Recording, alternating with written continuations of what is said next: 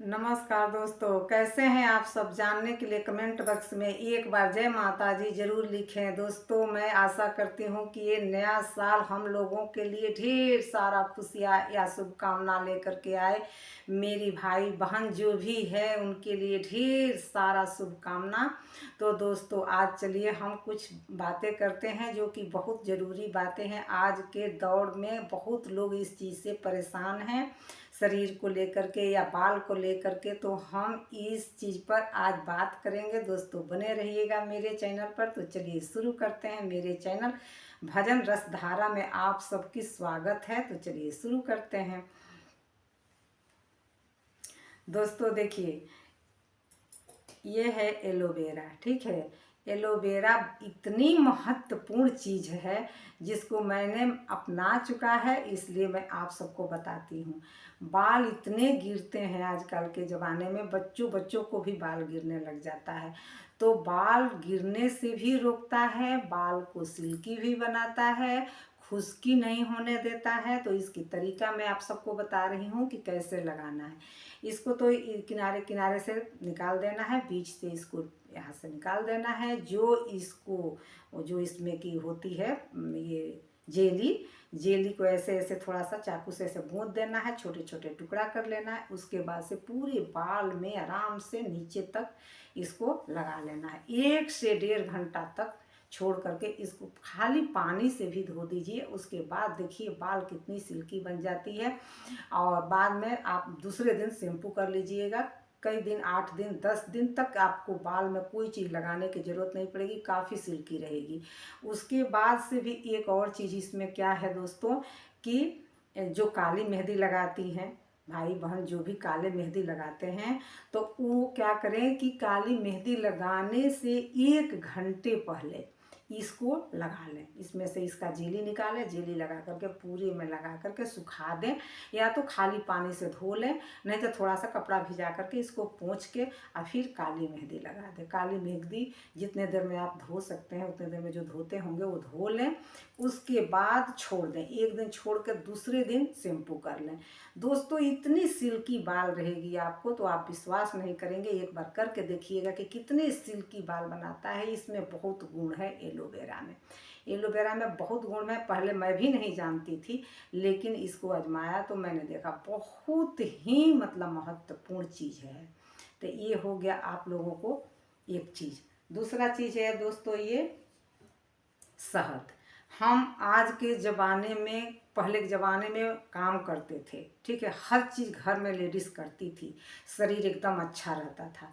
अब क्या है कि हर चीज़ रेडीमेड आ गया, हर चीज़ खरीदा हुआ आ गया। तो दो औरतों के तो शरीर फैलता जाता है, आदमियों का शरीर फैलता जाता है, काम उतना करते नहीं है, सब रेडीमेड आता है। तो उसके लिए क्या है कि हमारा शरीर फैल गया है, पेट फैल गया है, हम क्या करें, बड़ा परेशान रहते हैं। तो इसके लिए क्या है कि ये शहद, ठीक है, इस शहद में क्या करना है दोस्तों कि 1 गिलास गुनगुना पानी, और उसमें से देखिए ये मेरा पेड़ का नींबू है, कितना अच्छा नींबू है, पक चुका है, आजकल भी पक चुका है। इसमें देखने में तो लगता है कि संतरा है, लेकिन दोस्तों संतरा नहीं है, ये है नींबू। इस नींबू में से 1 चम्मच इसमें से रस निकालें, गिलास में पानी में मिला दें, गुनगुने पानी में, 1 गिलास गुनगुने पानी में। उसके बाद 1 चम्मच शहद और मिला करके खाली पेट पी लें। दोस्तों देखिएगा, इसको बहुत ही फायदा आपको मिलेगा, क्योंकि मेरे पति देव ये करते हैं, उनका भी थोड़ा पेट बाहर आ गया था, तो वो भी करते हैं, सुबह सुबह ही करते हैं। तो उसको आपको 60 से 70 दिन में तो बिल्कुल फिट फिट शरीर दिखेगा। और ये नहीं है कि आप 10 दिन 5 दिन करें और कहें कि हाय हमारा तो कुछ हो ही नहीं रहा है। ऐसे नहीं, आप कोई चीज़ करते हैं तो लग के करते हैं। जैसे मैं चूरन ही बताई, तो चूरन ही ये नहीं है कि 2 4 5 दिन खा लिए उसके बाद छोड़ दिए और कहें हमारा शरीर का तो दर्द नहीं जा रहा है ना, ऐसे नहीं। इसको लाग करके करके देखिए, हर चीज़ में फ़ायदा मिलता है। तो ये हो गया दोस्तों। दूसरा चीज़ ये है कि गागल, ठीक है, ये हम गागल दिखाते हैं आपको, मेरे पेड़ पर फरा हुआ है। छठ में तो काफ़ी मतलब यूज हो चुका, लेकिन कुछ बच गया है तो पक गया है। ऐसे कोई नहीं खाता, ना हम खाते, ना बच्चे खाते, ना कोई नहीं खाता। लेकिन इसको काट करके इसमें के सारे फली निकाल करके बीज निकाल लिया जाता है, क्योंकि बीज अगर हम पीसते हैं मिक्सर में तो कड़वा लगेगा।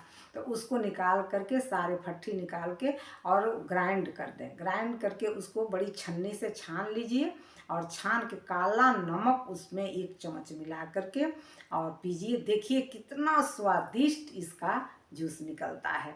बहुत खट्टा मीठा, बहुत अच्छा लगता है दोस्तों। ऐसे यूज नहीं होता। अगर आप लोगों को पेड़ पर हो या कहीं भी मिले तो आप इसका बना सकती हैं। बहुत अच्छा, बहुत स्वादिष्ट जूस बनता है दोस्तों।